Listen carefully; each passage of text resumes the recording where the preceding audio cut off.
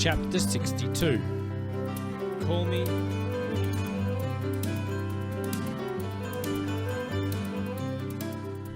News of the Haven fugitive was blasting out all night from the radio.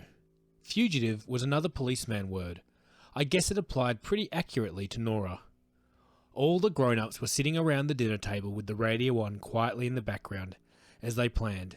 V and Koa had sent Jed and Lily home, and Pop had given up on trying to convince me and Sam to go to bed to get some rest. But then Nora stood up and said she couldn't listen anymore, so Annika and V helped walk her down to Pop's flat. A little while later, V came back and approached me. She reached out and ran a hand gently through my hair, and I felt my chest untangle a little. "Go down. See if they need anything else," V said quietly, and I stared down the garden path. Even before I got inside, I could hear them. Donny tel Kursoni? Annika said. Donny Kursoni, Nora corrected. I stood in the doorway of Pop's bedroom to find Nora sitting up and Annika cross-legged in front of her at the end of the bed, resting her hands on Nora's stomach. Donny Kursoni, Nora said again.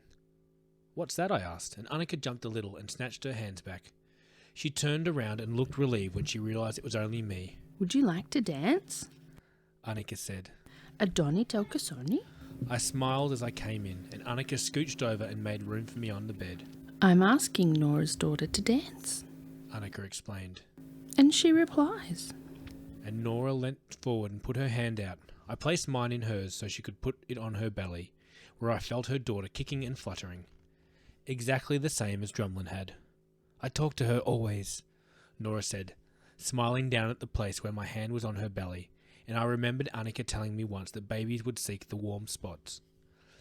When Nora gave a big yawn, Annika said we'd head back and leave her for the evening.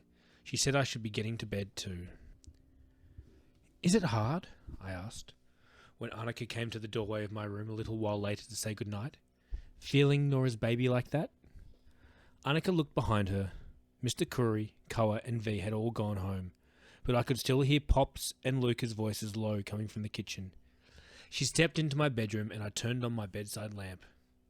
Annika came to sit on the edge of my bed where I could see she was smiling a little sadly. "It is," she said. "but I'd rather be reminded and think about Drumlin than forget him, you know."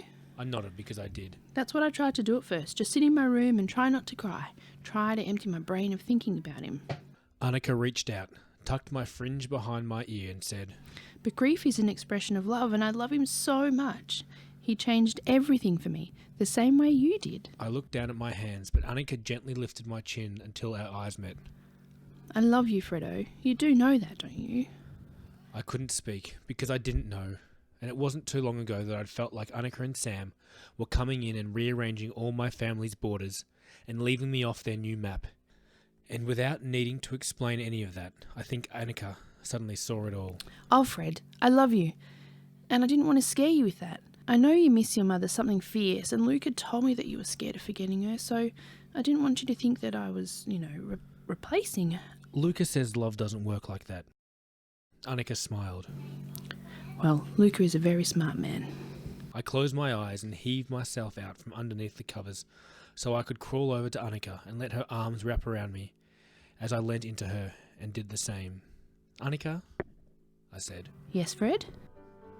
"Do you think you could call me Winnie from now on?" She squeezed me a little tighter and said, "I think I can do that.